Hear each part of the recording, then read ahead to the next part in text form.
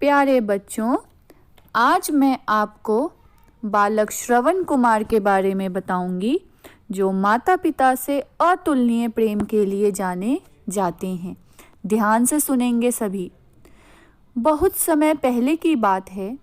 श्रवण कुमार नाम का एक बालक था। उसके माता पिता अंधे थे। श्रवण अपने माता पिता को बहुत प्यार करता था। सुबह उठकर माता पिता के लिए नदी से पानी भरकर लाता, जंगल से लकड़ियां लाता, चूल्हा जलाकर खाना बनाता। माँ उसे मना करती, कहती, बेटा श्रवण, तू हमारे लिए इतना मेहनत क्यों करता है? भोजन तो मैं बना सकती हूँ, इतना काम करके तू थक जाएगा।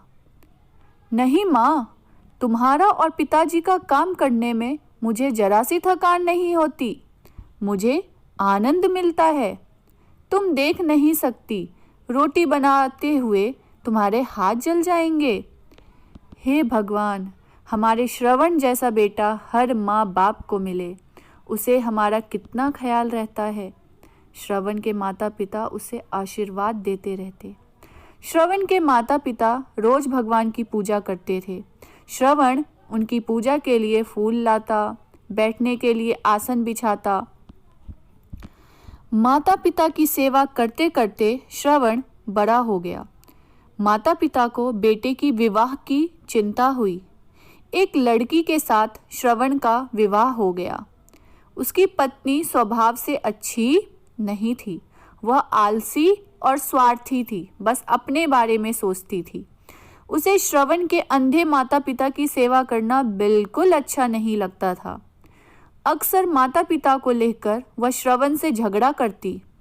वह अपने लिए अच्छा भोजन बनाती और श्रवण के माता पिता को रूखा सूखा खाने को देती। एक दिन श्रवण ने देखा कि उसके माता पिता नमक से रोटी खा रहे हैं और उसकी पत्नी मालपुए का भोजन कर रही है। श्रवण को बहुत गुस्सा आया। वह क्रोधित हो गया। उसने कहा, यह क्या, माँ पिताजी को रूखी रोटी और खुद पकवान खाती हो?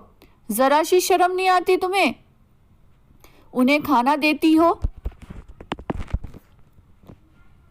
यही क्या कम है? मैं किसी की दासी नहीं हूं। श्रवण की पत्नी ने तमक कर जवाब दिया, क्या वे तुम्हारे माता पिता नहीं है? बड़ों के साथ ऐसा बर्ताव क्या ठीक बात है? उसकी पत्नी कहती है, नहीं, और मेरे कोई नहीं लगते। मैं उनकी सेवा करने नहीं आई हूं। मैं अब यहाँ नहीं रह सकती, मैं जा रही हूँ। तुम चाहो तो तुम भी मेरे साथ आ सकते हो, नहीं तो तुम इनके साथ रहो, मैं चली। इस प्रकार श्रवण की पत्नी घर छोड़कर चली गई। एक दिन श्रवण के माता पिता ने कहा, बेटा तुमने हमारी सारी इच्छाएं पूरी की, अब एक और इच्छा है, वह पूरी कर दो। कौन सी इच्छा माँ? आप आज्ञा दीजिए। प्राण रहते आपकी इच्छा पूरी करूंगा। जब तक जीवित हूं तब तक आपकी सेवा करूंगा। बताइए माँ। हमारी उम्र हो गई है बेटा, भगवान के भजन के लिए तीर्थ यात्रा पर जाना चाहते हैं। शायद भगवान के चरणों में हमें शांति मिले। श्रवण सोच में पड़ गया। उन दिनों आज की तरह बच्चों रेलगाड़ियां, बस ये सब नहीं होता था। वे लोग ज्यादा चल भी नहीं सकते थे और दूसरी तरफ अंधे भी थे। श्रवण ने 2 बड़ी बड़ी टोकरियां ली।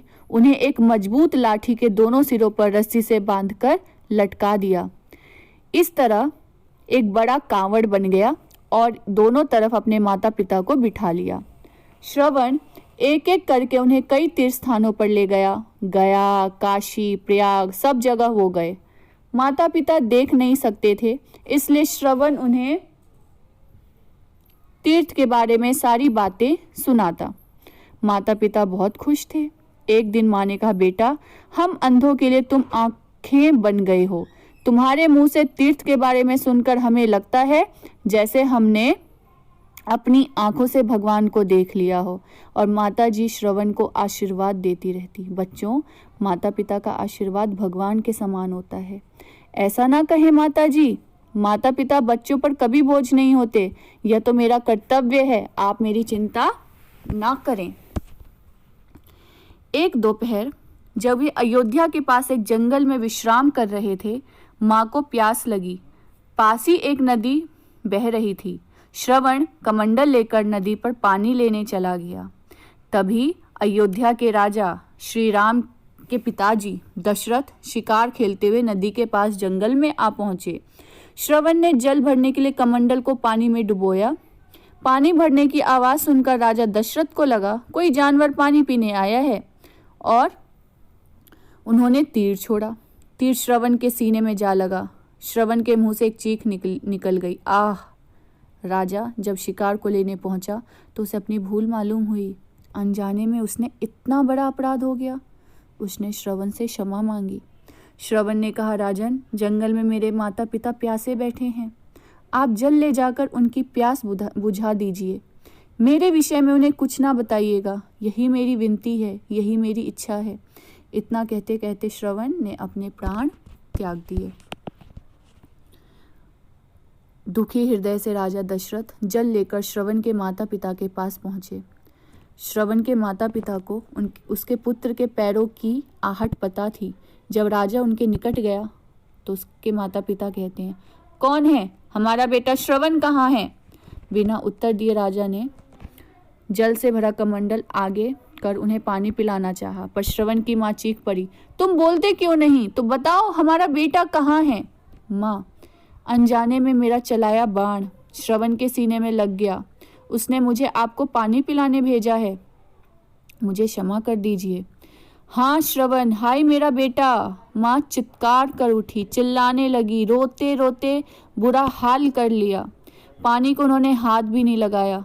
प्यासे ही उन्होंने संसार से विदा ले ली। वो भी मर गए, इस दुनिया से चले गए।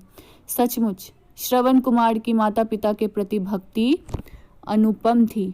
जो पुत्र माता पिता की सच्चे मन से सेवा करते हैं उन्हें श्रवण कुमार कहा जाता है। कहा जाता है कि राजा दशरथ ने बूढ़े माँ बाप से उनके बेटे को छीना था, इसलिए राजा दशरथ को भी पुत्र वियोग अर्थात राम को वनवास देकर उनकी मृत्यु भी इसी तरीके से हुई। वो भी राम के वियोग में ही मरे थे। तो ये श्राप मिला था राजा दशरथ को। श्रवण कुमार का नाम इतिहास में मातृभक्ति एवं पितृभक्ति के लिए अमर रहेगा। धन्यवाद बच्चों। आशा है आपको ये कहानी अच्छी लगी होगी।